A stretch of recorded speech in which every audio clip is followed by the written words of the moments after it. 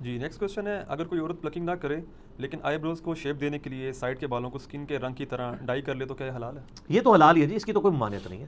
دیکھیں جس چیز کی ممانعت ہے حرام کا فتویٰ اسی پہ لگے گا جس کو شریعت نے حرام قرار دیا. وہ صحیح بخاری اور صحیح مسلم کی متفق علیہ حدیث ہے کہ سیدنا عبداللہ ابن مسعود رضی اللہ تعالیٰ عنہ کہتے ہیں کہ اللہ تعالیٰ نے لعنت فرمائی ہے ایسی عورتوں پر جو گندواتی ہیں یعنی ٹیٹو بناتی ہیں، یعنی جسم میں کھدائی کرا کے سیاہی ڈال کے نشان بنانا، جس طرح کئی فٹ بالرز نے بنائے ہوتے ہیں اور افریقن لوگوں نے آپ نے دیکھا نا انہوں نے ٹیٹو بنائے ہوتے ہیں. یہاں پہ بھی لوگ یہاں پہ بنوا لیتے ہیں ٹیٹو اس طریقے سے. اور دوسری چیز فرمائی ان عورتوں پہ لعنت ہے جو چہرے کے بال اکھاڑتی ہیں. ظاہر ہے اب چہرے میں ایک ہی بال ہیں جو عورت اکھاڑے گی تو لعنت ہے، اور وہ یہی والے بال ہیں، کیونکہ یہ بال اور یہ بال تو اس کے اگتے نہیں ہیں. اور اگر یہ بال اگ آئیں تو اس میں عورت پہ واجب ہے کہ یہ بال اکھاڑے گی. اس میں پھر دوسری حدیث اپلائی ہو جائے گی. بخاری و مسلم میں حدیث ہے ان عورتوں پہ لعنت جو مردوں کی مشابہت کرتی ہیں، اور ان مردوں پہ لعنت جو عورتوں کی مشابہت کرتے ہیں. تو چونکہ عورت کی اب داڑھی نہیں ہوتی تو اگر اس کی داڑھی نکل آئے تو اب اس کے لیے ضروری ہے کہ اس کو اکھاڑے یا اس کے لیے ایسی کریم استعمال کرے کہ وہ بال جھڑ جائیں تاکہ اس کی مردوں سے مشابہت نہ ہو. اور اسی میں امپلائڈ ہے کہ مرد نے داڑھی رکھنی ہے تاکہ اس کی عورتوں سے مشابہت نہ ہو، لباس میں بھی گیٹ اپ میں بھی ہر لحاظ سے. تو دوسری وہ عورت جو چہرے کے بال اکھاڑتی ہے، اور تیسری وہ عورت جو دانتوں میں گیپ بنواتی ہے خوبصورت دکھنے کے لیے. یعنی نبی علیہ السلام کے مبارک زمانے میں یہ سارے معاملات چلتے تھے. یہ حدیث عبداللہ ابن مسعود نے بیان کی، بخاری مسلم دونوں میں آتا ہے. تو ایک عورت ان کے پاس حاضر ہوئی، اس نے کہا کہ میں نے سنا ہے کہ آپ یہ کہتے ہیں کہ اللہ نے لعنت فرمائی ہے ایسی عورتوں کے اوپر، تو میں نے تو پورا قرآن پڑھا ہے، مجھے تو کہیں نہیں ملا یہ چیز. ہائے ہائے ہائے سر، وہ پاکستانی عورت نہیں سی نا عاشق رسول، جو نہ دی عاشق رسول، نہ قرآن پڑھا نہ حدیث پڑھا، عاشق رسول. اس نے واقعی قرآن پڑھا تھا، اس کا بہت بڑا کلیم تھا.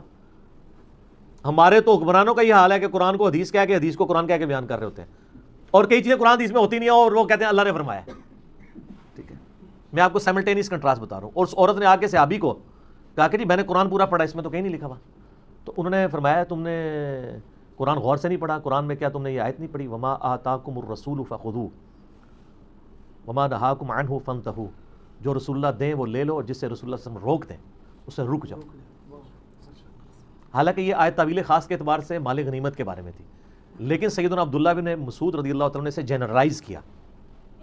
تو انہوں نے کہا یہ آیت پڑھی ہے نا، تو میں نے رسول اللہ صلی اللہ علیہ وسلم سے خود سنا ہے کہ ان عورتوں پہ لعنت جو یہ تین کام کرتی ہیں. تو گویا اللہ ہی نے لعنت کی ہے نا. جب رسول اللہ صلی اللہ علیہ وسلم کوئی بات دے رہے ہیں وہ اپنی مرضی سے تو نہیں دے رہے. نبی شریعت ساز تو نہیں ہوتا، شریعت تو اللہ کی بنائی ہوتی ہے، نبی تو اللہ کے اذن سے وہ شریعت پبلک تک پہنچا رہا ہوتا ہے. تو اس عورت نے آگے سے کہا کہ آپ کی بیوی بھی یہی کرتی ہے. یہ آخری حال ہوتا ہے نا کسی کے بارے میں، آپ پرسنل اٹیک. تو آج بھی اگر کوئی آپ پہ پرسنل اٹیک کرے تو غصے نہ ہوا کرے، کرنے دیں، کیا فرق پڑتا ہے. صحابہ کرام پہ بھی لوگوں نے کیا اور نیکوکار لوگوں نے کیا. یہ نیکوکاری تھی نا عورت. تو انہوں نے آگے سے کوئی غصہ نہیں کھایا. انہوں نے کہا جاؤ اندر میری بیوی کو دیکھ لو جا کے. ان کا تمہاری بیوی بھی ایسے ہی کرتی ہے نا، یعنی وہ بھی پلکنگ کرتی ہے. تو وہ اندر گئیں وہ، اور واپس آئیں تو شرمندہ تھی. انہوں نے کہا نہیں آپ کی بیوی ایسا نہیں کرتی. پھر عبداللہ ابن مسعود نے ایک جملہ بولا، انہوں نے کہا کہ اگر ایسا کرتی ہوتی پھر وہ ابن مسعود کی بیوی نہ ہوتی. ٹھیک ہے، ابن مسعود تو رسول اللہ کا ماننے والا ہے، اس کے ساتھ ایسی عورت رہ سکتی ہے جو رسول اللہ کی باغی ہو، وہ پھر میری بیوی نہ ہوتی. تو یہ یعنی صحابہ کرام فوراً ان کا ایک ایٹیچیوڈ تھا اس حوالے سے. تو اگر کوئی عورت پلکنگ نہیں کرواتی، صرف سائڈ کے بالوں کو بلیچ کرتی ہے ہلکا ہلکا اسکن کلر کے تاکہ وہ صحیح نظر آئیں، اور یہ لوگوں کو دکھانے کے لیے نہیں اپنے خاوند کے لیے، اس میں یہ چیز بھی ضروری ہے. تو شاید ویسے ہی وہ چھوڑ دیں، لوگوں کے لیے کر رہے ہوتے ہیں اللہ ماشاء اللہ. باقی جو ڈاکٹر فرد ہاشمی صاحبہ کا جو موقف ہے میں ان کی بڑی عزت کرتا ہوں. میں انہیں ون وومن آرمی کہتا ہوں. ایک اکیلی عورت نے تل پٹ کر دی ہر چیز، شیطان کے خلاف ایک مجاہدہ ہیں. ان کی جو اسٹوڈنٹس ہیں ان میں زیادہ تر یہ ایشو آیا ہوا ہے پلکنگ والا.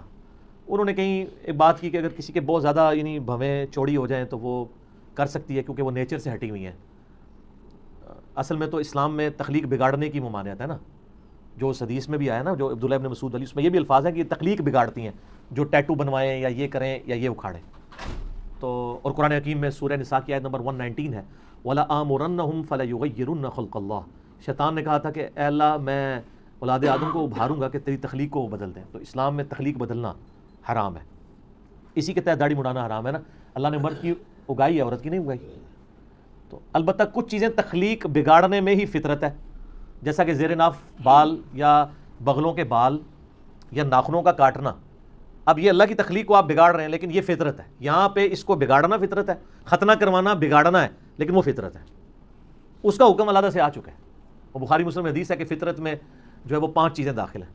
مونچھوں کا پس کرنا، ناخنوں کا کاٹنا، زیر ناف بال اور بغلوں کے بال جو ہے